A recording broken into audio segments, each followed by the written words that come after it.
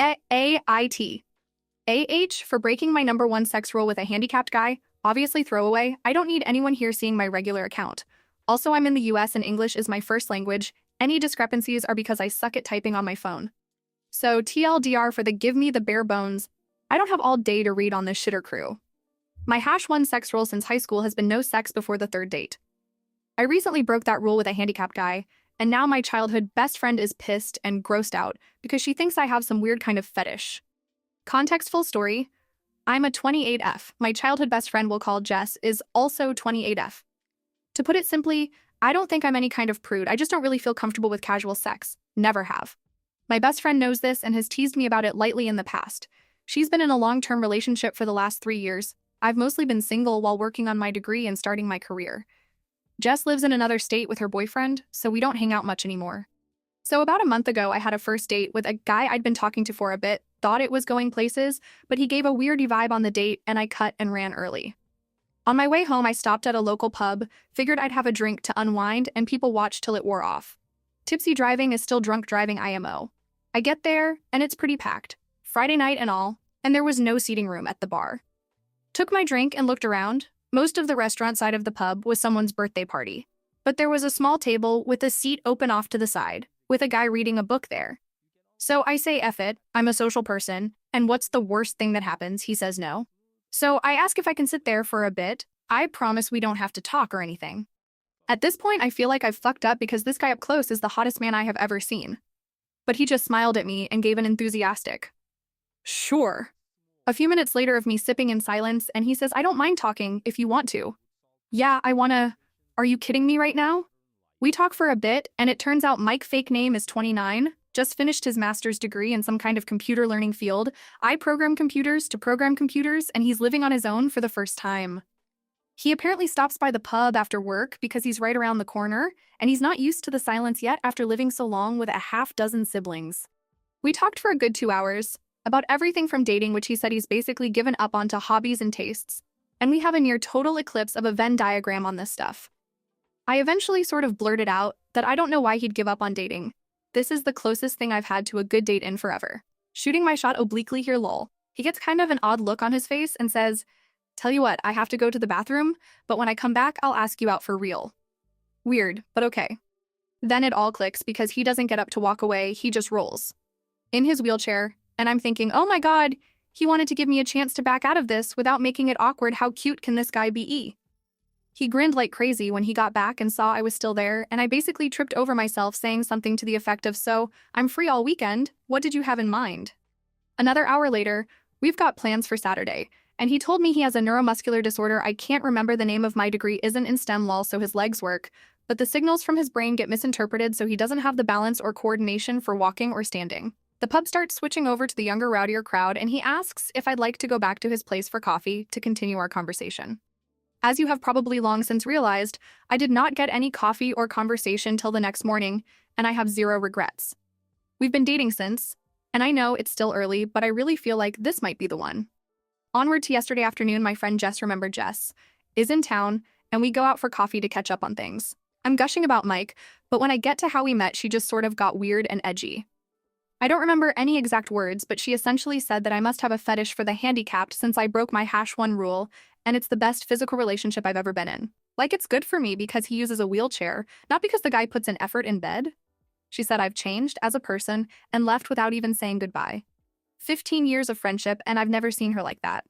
So here I am, asking the most objective people online, haha, if I'm an asshole or weird for being super attracted to a guy who uses a wheelchair, and basically putting out immediately. Update. My first ever update. Yay? So if you were hoping for some terrible drama, I hate to break it to you that I don't roll like that. No pun intended. So I do have an update on Jess and shit, finally makes perfect sense. And I have a slightly NSFW but funny story about Mike, because this guy is just the best, y'all. Okay, so first, I finally messaged Jess yesterday and said basically, I'm still hurt by what you said, but after 15 years of friendship, I'd never forgive Muse if I didn't at least ask why you snapped at me like that. She replied immediately, I'm so fucking sorry, I didn't mean any of that. Can we have a do-over on lunch? So I agreed cautiously and took a half day to meet with her today. Turns out that those of you who said she was jealous and that she might have something else going on, and especially the person who said something might be going on in HR relationship, gold stars. She's in town because she's job hunting, because she's moving back in with her parents for a while since her relationship ended. Apparently, they have been having a ton of small problems adding up, but the biggest one, sex. The guy she's been with was apparently never great, but it's gotten to the point where he makes no effort at all for her to enjoy herself and then gets pissed when she isn't in the mood. She tried talking with him about it, making suggestions, but he told her recently that it's emasculating being given sex advice by a woman. The straw that broke the metaphorical camel's back, however, was that her boyfriend has always had a thing for Asian women. She's Caucasian, but she does have long black hair. After weeks of fighting over their sex life, he suggested that they spice things up. Buy her dressing in a kimono and pretending to be Asian. She lost it on him and is absolutely disgusted by the racist fetishism and ended it right then. So she had all of this bottled up and was hoping to talk to me and finally be able to put it down, and I missed every hint that she had something big to discuss because I was gushing about Mike. So to her, it felt like I was just twisting the knife by bragging about how great our sex was. She snapped, and somewhere between what I was saying and what she wanted to talk about, some wires got crossed, and she said something incredibly dumb. She left without saying goodbye because she was mortified and ashamed as well as irrationally mad at me. Something to know about Jess, she's an awful liar and she and I were the co-founders of our high school's Foot and Mouth Society, so I do believe her. I told her I forgive her and I'm sorry. I didn't realize she wanted to talk about something bothering her, and she said I was too stupidly nice and have nothing to apologize for, so I think we'll be okay. For the time being, I'm not ready for her and Mike to meet because I don't want to make things feel worse, and she agrees. But she's really, really happy for me. Hopefully this is just a funny story we can look back on someday. So, on to how Mike almost killed me, lol. Last night we were talking about the Reddit post, and he gets this funny expression that I'm starting to recognize. And he goes, "How do we know you don't have a fetish if we haven't at least tried it in the chair?" And I'm like, "Are you serious, lol?" He said he's never attempted it, because Q tears he's never felt so comfortable with a partner before. Well, his chair has what is essentially like a parking brake thing. Or it should. It's unfortunately broken, and apparently getting them fixed is an expensive pain in the ass. He doesn't use it that often, so he hasn't made it a priority. And there's this thing called Newton's third law. You know how every action has an equal and opposite reaction? As it happens, when you're trying to get the motion of the ocean going, in a chair with wheels that aren't locked, there's a sort of counter motion that starts and fucks it all up. So we were going nowhere fast except for inching along the floor in his bedroom and laughing at the silliness, which isn't helping.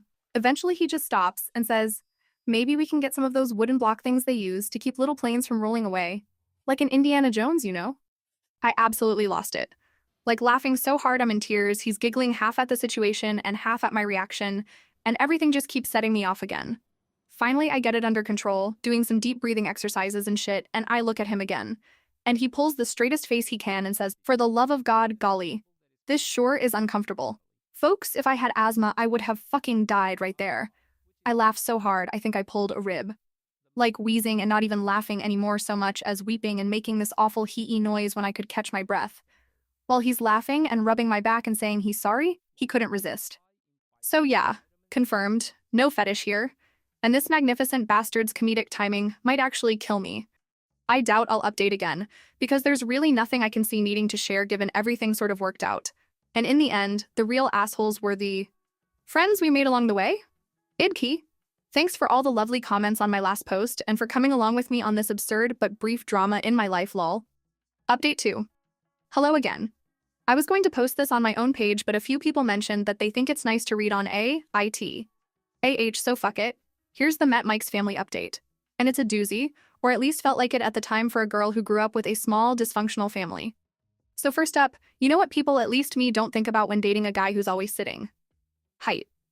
I know he's taller than me because we cuddle a lot, and he's taller sitting on the couch, but I didn't really get it.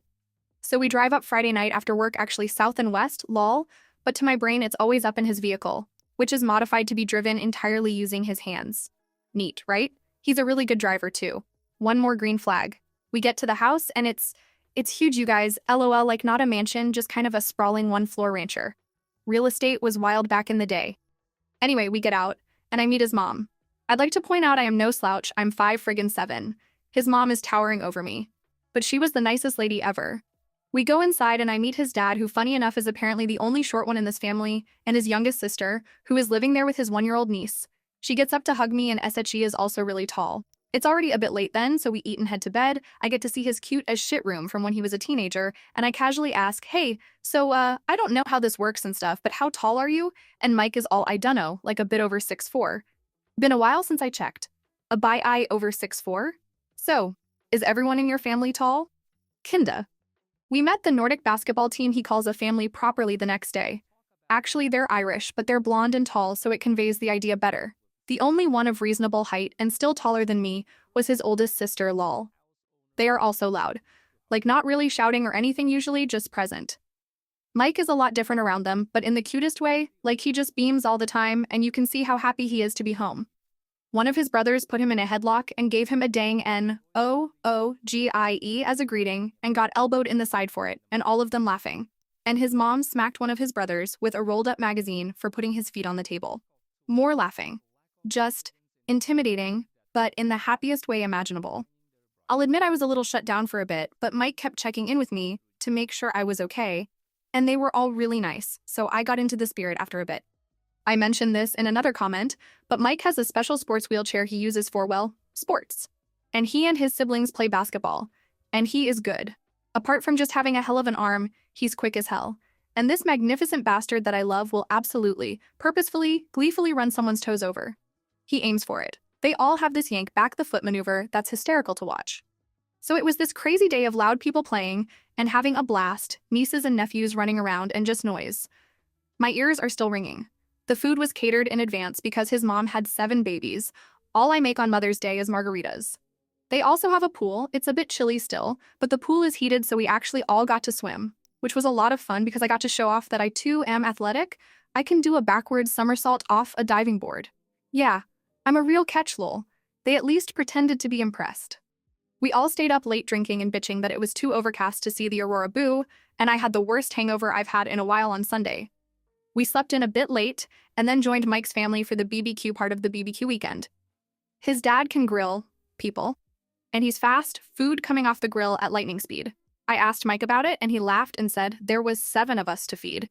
Ever see a nest of baby birds? He had practice. Which, fair enough.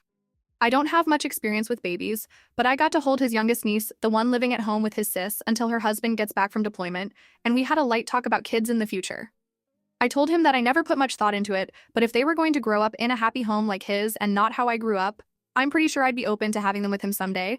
But later, I need him all to myself for a while first. He seemed really, really happy about that, which makes Emmy feel all goofy and happy. I'm sappy? We had to drive home Sunday night, but before we went, his mom hugged me and said she's never seen her son like this, and thanked me for taking good care of her baby, and asked if we'd be back for the 4th of July or if we were doing something with my family. And I tried to be all no, we'll be here if you don't mind. I don't see them much, and I think she caught on that there's more to the story, so she just hugged the shit out of me, Vikings. All of them, I swear, and told me she can't wait to see me again. My ears are still ringing from all the noise and chaos, but it was an absolute blast, and I can't wait to see them again in July. Also, pretty much sure Mike is the man I'm going to marry. I literally can't think of a single reason why I would ever let him get away. Anyway, thanks for reading. Hope you all had a lovely weekend. And those of you who got to see the aurora, I'm happy for you, but you suck, lol. Update 3. As I've gotten a ton of requests for updates, I figured I would let you guys know how things are going in my world. You know how sometimes a relationship looks amazing at first, but then all the red flags start showing up? This isn't one of those stories, lol. Sorry, that was mean, but I couldn't resist. Okay, on to the actual update. No, we aren't engaged yet. Yes, we have talked about it in the context of how seriously we are taking things. No babies yet either. Obviously, we are diligent about birth control. I want Mike all to myself for a while. So the 4th of July visit to his family's house was pretty awesome. After getting to know everyone last time, I had better expectations of what I was going into, and I've talked with my therapist about the whole play fighting makes me anxious, because in my childhood home, it wasn't playing thing. I don't want them to ever curb how they act to cater to me, and instead, I guess I'll consider it immersion therapy. I think Mike mentioned it anyway because I didn't see much of it this time, though there were cheerful threats of doom lobbed about which I didn't mind at all. His mom is amazing, I'd like to point out, even if she moms so hard it makes me weepy. So, background info. I have a really common-sounding name spelled really uncommonly.